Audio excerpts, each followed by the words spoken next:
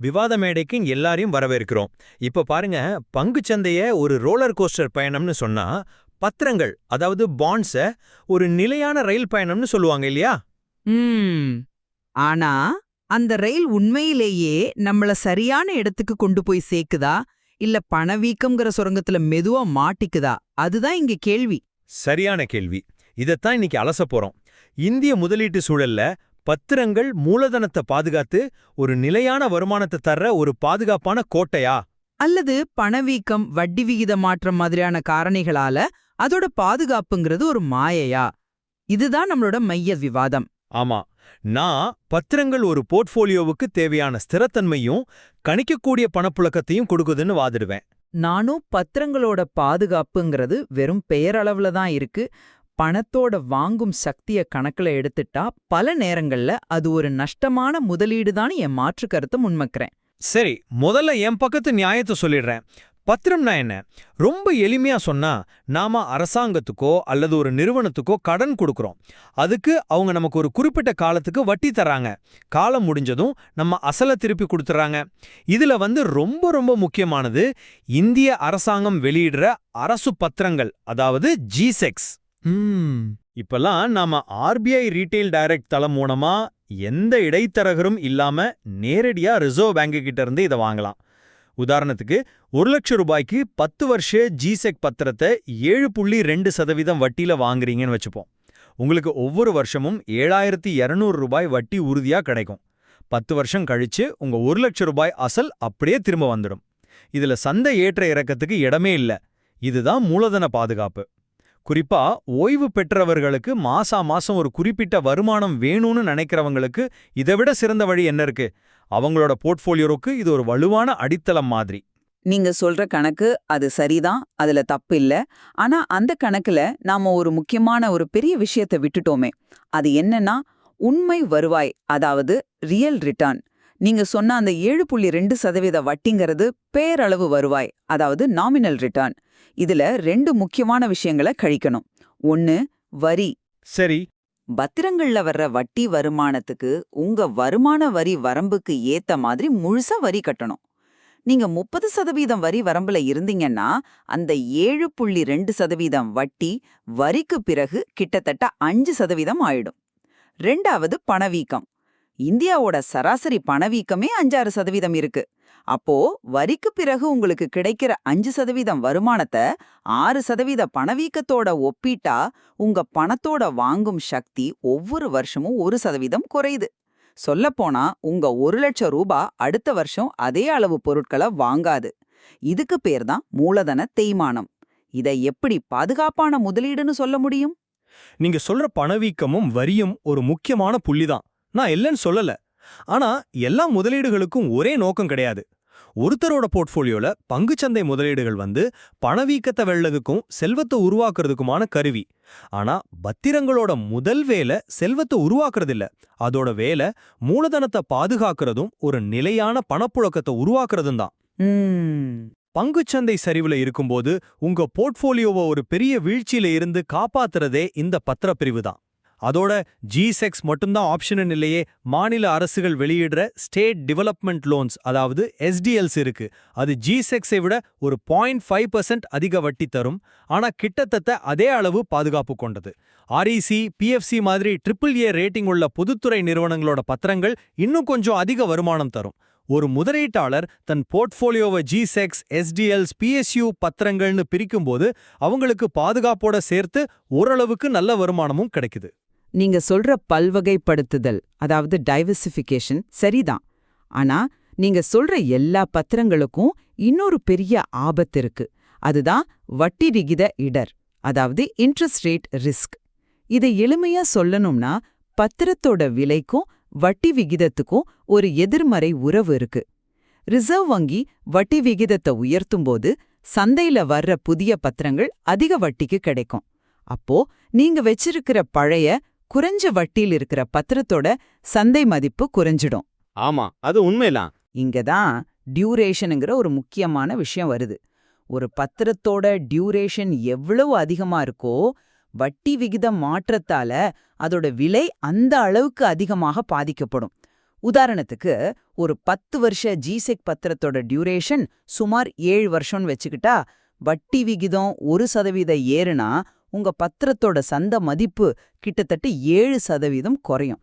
1 லட்சம் ரூபாய் முதலீடு செஞ்சிருந்தா அதோட மதிப்பு 93,000 ரூபாயா குறைஞ்சிடும். இது நிறைய சில்லறை முதலீட்டாளர்களுக்கு தெரியாத ஒரு அதிர்ச்சியான விஷயம். ஒரு நிமிஷம், நீங்க சொல்ற வட்டி விகித இடர் பத்தி பேசலாம். ஆனா நிஜத்துல ஆர்பிஐ ரீட்டைல் டைரக்ட் தளம் மூலமா அரசு பத்திரங்களை வாங்குறவங்க எத்தனை பேர் அதை முதிர்வுக்கு முன்னாடி விற்கிறாங்க? அவங்களோட நோக்கமே அதை கடைசி வரைக்கும் வச்சுக்கிட்டு அந்த நிலையான வட்டியை வாங்குறது தான். அப்படி இருக்கும்போது சந்தையில விலை ஏறுனா என்ன இறங்குனா என்ன, அவங்களுக்கு வர வேண்டிய வட்டியும் அசலும் கரெக்டா வந்துருமே. இந்த இடரை சமாளிக்கிறதுக்கு பாண்ட் லேடரிங்னு ஒரு உத்தி இருக்கு. இதனால ஒவ்வொரு பத்திரமும் முதிர்வடையும் போது அப்போதைய வட்டி விகிதத்துக்கு ஏத்த மாதிரி மறுமுதலீடு செஞ்சுக்கலாம். இது வட்டி விகித இடரையும் குறைக்கும், பணப்புழக்கத்தையும் சீராக்கும். நீங்க சொல்ற ஹோல்ட் டு மெச்சூரிட்டி, அதாவது முதிர்வு வரை வைத்திருத்தல்ங்கிறது ஒரு நல்ல உத்தி தான், ஒத்துக்கிறேன். ஆனா வாழ்க்கை நாம திட்டமிட்டபடி போறதில்லையே. ஒரு அவசர மருத்துவ செலவு வருது, இல்ல வேற ஏதாவது குடும்ப தேவை வருதுன்னா பணத்துக்கு என்ன பண்ணுவாங்க? அப்போ பத்திரத்தை நஷ்டத்துல விற்க வேண்டிய கட்டாயம் ஏற்படலாம். இதை நம்ம புறக்கணிக்க முடியாது. சரி, அதை விடுங்க. நம்ம கடன் இடர், அதாவது கிரெடிட் ரிஸ்க் பத்தி பேசுவோம். அரசு பத்திரங்களுக்கு இந்த ஆபத்து இல்ல. நிச்சயமா இல்ல. ஆஹா, நீங்க சொன்ன மாதிரி அதிக வருமானத்துக்காக மக்கள் தனியார் நிறுவன பத்திரங்கள் பக்கம் போறாங்க. ஒரு தனியார் வங்கியல்லாத நிதி நிறுவனம் ஒரு NBFC 9.5% வட்டி தராங்கன்னு வச்சுப்போம். பார்க்க நல்லாதான் இருக்கும். ஆனா அந்த நிறுவனம் நாளைக்கே கடனை திருப்பி கொடுக்க முடியாம போனா என்னாகும்? நம்ம முதலீடு மொத்தம் போயிடும். கிரெடிட் ரேட்டிங் இருக்குல்லன்னு நீங்க கேட்கலாம். ஆனா AAA ரேட்டிங்ல இருந்த பெரிய நிறுவனங்கள் கூட திவாலானதை நம்ம பார்த்துருக்கோம். ரேட்டிங் என்பது ஒரு உத்தரவாதம் கிடையாது, அது ஒரு கருத்து மட்டுமே. அதிக வட்டிக்கு ஆசைப்பட்டு அசலை இழக்கிறது புத்திசாலித்தனமா? நான் எப்போதுமே தனியார் நிறுவன பத்திரங்களை மட்டும் நம்பி முதலீடு செய்ய சொல்லல. ஏன் வாதமே ஒரு சீரான போர்ட்ஃபோலியோ பத்தி தான். ஒரு முதலீட்டாளர் தன் நிலையான வருமான பகுதியில் 60-70% ஜிசெக்ஸ் மற்றும் SDLஸ்ல வச்சுக்கணும். ஒரு 20-30% AAA ரேட்டிங் உள்ள பொதுத்துறை நிறுவன பத்திரங்கள்ல போடலாம். மீதமுள்ள ஒரு சின்ன பகுதியை மட்டும் நல்லா ஆராய்ஞ்சி தேர்ந்தெடுத்த உயர்தர கார்ப்பரேட் பத்திரங்கள்ல முதலீடு செய்யலாம். இப்படி செய்யும்போது கடன் இடர் ரொம்பவே குறையுது. அதோட பாதுகாப்புன்னு பேசும்போது நாம சாவரன் கோல்ட் பாண்ட்ஸ், அதாவது SGBs பத்தியும் பேசியே ஆகணும். ஆமா, இதுவும் இந்திய அரசாங்கம் வெளியிடுறது தான். இதுல தங்கத்தோட விளையாட்டத்தோட பலனும் கிடைக்கும், கூடவே வருஷத்துக்கு 2.5% வட்டியும் உண்டு. முதிர்வுல எடுக்கும்போது மூலதன ஆதாய வரியும் கிடையாது. இது பணவீக்கத்தை வெல்றதுக்கான ஒரு நேரடியான பாதுகாப்பான வழி. ஆக அரசாங்கம் மூலியமாவே மூலதன பாதுகாப்புக்கும் பணவீக்கத்தை வெல்றதுக்குமான வழிகள் இருக்கு. SGB ஒரு நல்ல கருவிதான், நான் ஒத்துக்கிறேன். ஆனா அதுல 8 வருஷம் லாக்இன் பீரியட் இருக்கு. அதுவும் இல்லாம அதோட வருமானம் தங்கத்தோட விலையை சார்ந்திருக்கு. தங்கம் அடுத்த 8 வருஷத்துல நல்ல வருமானம் கொடுக்கும்னு எந்த உத்தரவாதமும் இல்ல. சரி, நாம மறுபடியும் நம்மளோட அடிப்படை புள்ளிக்கு வருவோம். ஒரு 35 வயசு நபர் தன்னோட ஓய்வூதியத்துக்காக முதலீடு பண்றான்னு வச்சுப்போம். அவர் தன்னோட போர்ட்ஃபோலியோல 40% பத்திரங்கள்ல ஒதுக்குறார்னா அவர் உண்மையிலே என்ன பண்றார்? தன்னோட ஒட்டுமொத்த வளர்ச்சி திறனை குறைக்கிறார். பாதுகாப்புங்கிற பேர்ல பணவீக்கத்துக்கிட்ட தோத்து போறார். 2010 இருந்து 2013 வரைக்கும் இந்தியால பணவீக்கம் 9-10% அளவுக்கு இருந்துச்சு. ஆனா அப்போ ஜிசெக் வட்டி 8% தான். அப்போ முதலீடு செஞ்சவங்க வருமானம் வருதுன்னு நினைச்சுக்கிட்டு நிஜத்துல ஒவ்வொரு வருஷமும் தன்னோட பணத்தோட மதிப்பை 1-2% இழந்துட்டு இருந்தாங்க. இதுதான் பத்திரங்களோட மறைமுக அபாயம். அது கண்ணுக்கு தெரியாது, ஆனா நிச்சயம் பாதிப்பை ஏற்படுத்தும். நீங்க சொல்றது ஒரு குறிப்பிட்ட காலகட்டத்துக்கான உதாரணம். எல்லா நேரமும் அப்படி இருக்காது. ஒரு முதலீட்டாளரோட வயசையும் அவரோட இடர் ஏற்கும் திறனையும் பொறுத்து தான் பத்திரங்களோட பங்கு இருக்கணும்.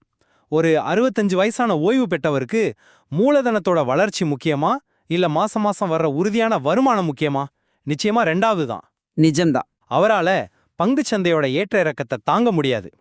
அவருக்கு என் முதலீடு பத்திரமா இருக்கு, எனக்கு மாசம் இவ்வளோ பணம் வரும்ங்கிற அந்த மன நிம்மதியை கொடுக்கறது பத்திரங்கள் தான்.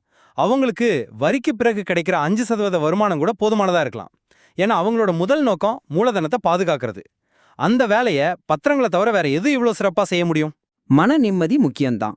ஆனா அந்த நிம்மதி ஒரு தவறான புரிதல்ல இருந்து வரக்கூடாதுன்னு அவரோட மூலதனம் வருஷா வருஷம் தன்னோட வாங்கும் சக்தியை இழக்குதுங்கிற உண்மையை அவர் புரிஞ்சுக்கணும். அதுக்கு ஏத்த மாதிரி அவரோட போர்ட்ஃபோலியோல கொஞ்சமாவது பணவீக்கத்தை வெல்ற கருவிகளும் இருக்கணும். பத்திரங்களை மட்டுமே நம்பி இருக்கிறது மெதுவா நம்மள மூழ்கடிக்கிற ஒரு கப்பல்ல பயணம் செய்யற மாதிரி.